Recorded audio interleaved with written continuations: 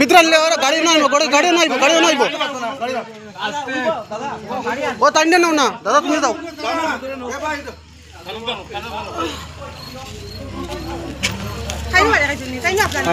এই মুহূর্তের চাঞ্চল্যকর সংবাদ, কৈলাসহর গৌরনগর 132 কেবি সাবস্টেশনের 4 নম্বর ফিডারে হঠাৎ করে বিস্ফোরণ ঘটে। তাতে 2 জন বিদ্যুৎ কর্মী গুরুতর আহত হয়েছে। সংবাদে উঠে আসে আজ 20 সেপ্টেম্বর সন্ধ্যা অনুমান 7 ঘটিকার সময় গৌরনগর স্থিত বিদ্যুৎ সাপ্লাই প্রদানকারী সাবস্টেশনে 4 নম্বর ফিডার হঠাৎ বিস্ফোরণ ঘটে। চমকে ওঠে আশপাশ। এই বিস্ফোরণে গুরুতর আহত হয়েছেন 2 জন। তাদেরকে তড়িঘড়ি নিয়ে যাওয়া হয় কৈলাসহর ঊনকোটি জেলা হাসপাতালে। সেখানে নিয়ে গেলে তাদের অবস্থা বেগতিক দেখে কর্তব্যরত চিকিৎসক ওই হাসপাতাল থেকে রেফার করেন। জানা গেছে তাদেরকে বহিরাজ্যে শিলচরের উদ্দেশ্যে নিয়ে যাওয়া হচ্ছে। আরও জানা গেছে ওই 4 নম্বর ফিডারের মিডিয়াম ওয়েল সার্কিট বেকার ব্লাস্ট হওয়ার কারণে এই বিস্ফোরণ। আহত 2 জন বিদ্যুৎ কর্মী, একজনের নাম শঙ্কর দেবনাথ, অপর একজনের নাম দেবাশিস চন্দ্র দাস।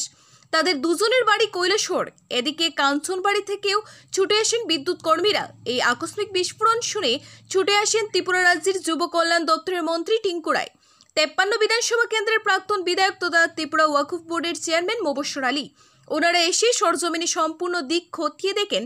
তবে এখন পর্যন্ত বিদ্যুৎ বিচ্ছিন্ন রয়েছে অনেক এলাকা।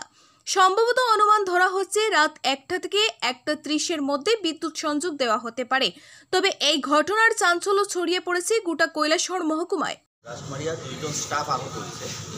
তাদের নামটা জানা আছে?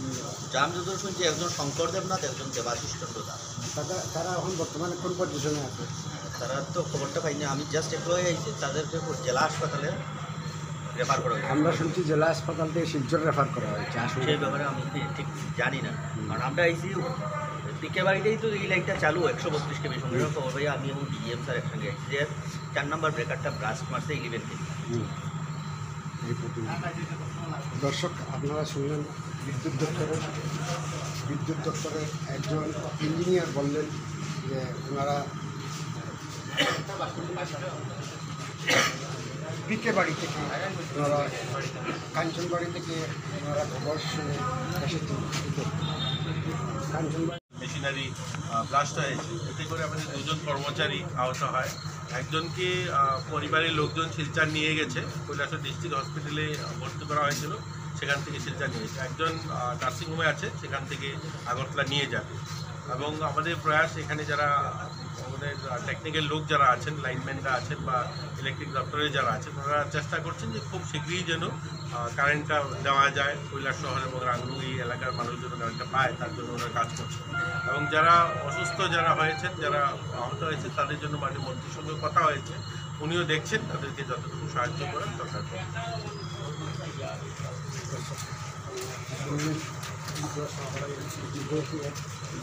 দপ্তরের মন্ত্রী টিঙ্কু রায়।